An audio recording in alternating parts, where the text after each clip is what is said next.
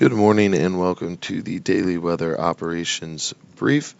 Starting us off, we'll take a quick look at the radar out there, in which we do see a cell just south of the main basin, the island here, that is continuing to push along from west or northwest to the southeast or east, and that is going to continue passing by. We've likely already seeing the precipitation that will be associated with such, and in the next few minutes that precip will be moving away from the island, and then we should see the rest of the day primarily dry.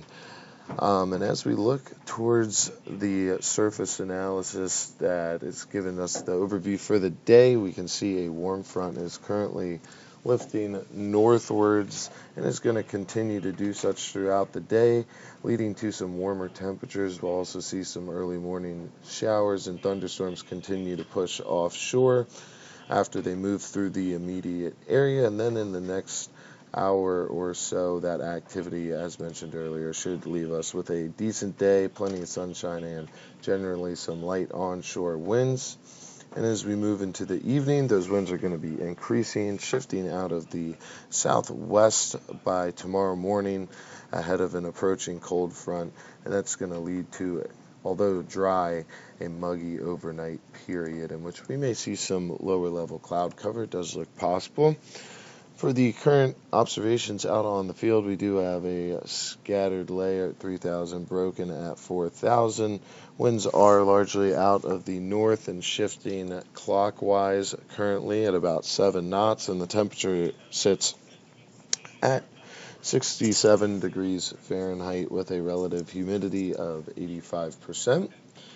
And looking at the satellite imagery of this morning, we can see this band of showers moving through, continuing to push eastwards, and we can see the clearing on the backside that we can anticipate later today, with just upper level clouds streaming in periodically.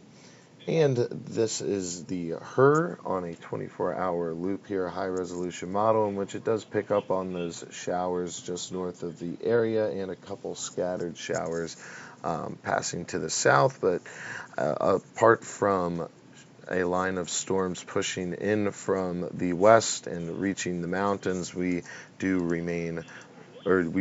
look to be modeled dry for the rest of the day, and most of the models are in good agreement as far as that goes. On the 24-hour aspect of the forecast for the day ahead, looking at temperatures climbing into the upper 70s, if not low 80s, relative humidity decreasing slightly throughout the afternoon, and then increasing in the overnight period. Winds starting off today light and variable, and then turning to be onshore out of the southeast, and those winds are going to continue shifting around clockwise throughout the day and into the evening, southwest by tomorrow, in which those gusts are going to be on the rise, approaching 20-knot gusts by 8 o'clock tomorrow morning. And for the risk chart here, seeing a red and yellow for those cells that are now pushing out of the area, followed by greens for the rest of the day and all other applicable categories. So it should be a nice day ahead now that we've gotten past the worst of it. And looking at the short-term forecast here, starting with Thursday, we'll see partly to mostly cloudy conditions. It will be windy out there, and we'll also see the chance of those afternoon showers and thunderstorms pushing through as the cold front approaches the area. It will also be the warmest day of the week ahead.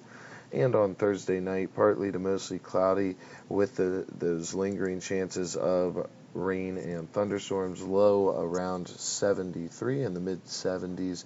Friday, partly to mostly cloudy, much of the same, with a chance of those showers and thunderstorms still hanging on in the morning and in the early PM hours before we see things start moving out and some clearing getting underway on the backside, a high around 80 for Friday. That is going to conclude the daily weather operations brief. Everyone has a wonderful day, and we'll be back at 10 o'clock with the 7-day outlook.